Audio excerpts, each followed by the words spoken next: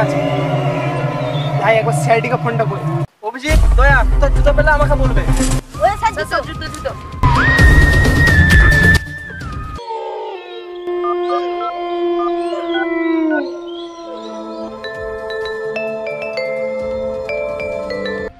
Hello, হ্যাঁ হ্যাঁ আসছি।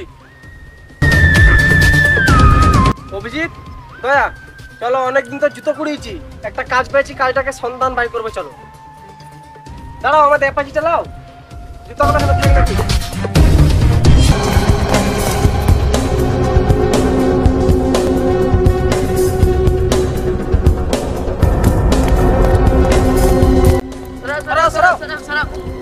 অভিজিৎ, দয়া, দেখো তো লাশটা মারা গেছে নাকি?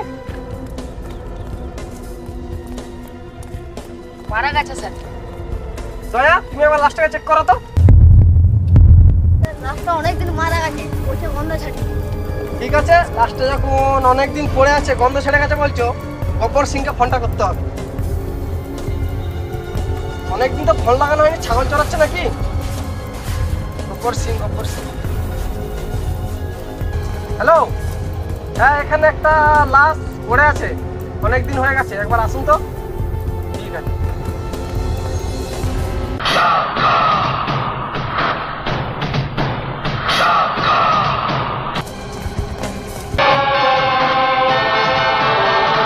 গব্বর সিং, তুমি একবার ভালো করে লাশটা দেখা তো, মারা গেছে নাকি?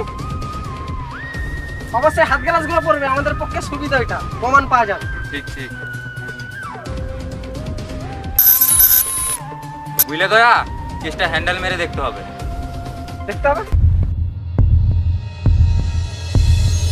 বুঝলে দয়া, অনেকদিন আগে মারা গেছে, লাশটা পচা গন্ধ আসছে, মাছি আসছে। তাহলে কি করা যায় লাশটাকে নিয়ে? তাহলে কি করা যায় তুমি বলো।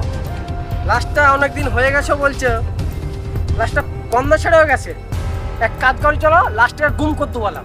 ঠিক আছে, দাঁড়াও, লাশটার কাছে কিছু আছে নাকি চেক করে নিয়ে আসলাম।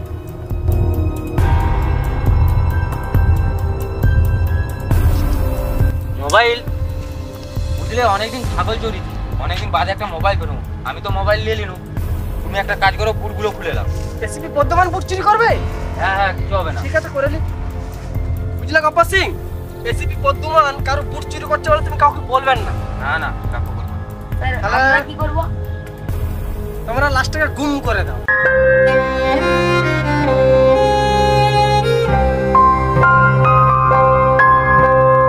আমাকে কিছু দাও। তুমি এত গভীর জঙ্গলে কি করছিলে? কি করছিলে বলো? আই বড় ছেলে, 1.5 GB নেট আছে, গভীর জঙ্গলে কি করতাম? করছি ইনস্টাগ্রামে রিলস দেখছিলাম। ও হতে পারে রিলসের কথা বলছি। বেশি কিছু চেয়ে না, অবস্থা দেখলে তো। তুমি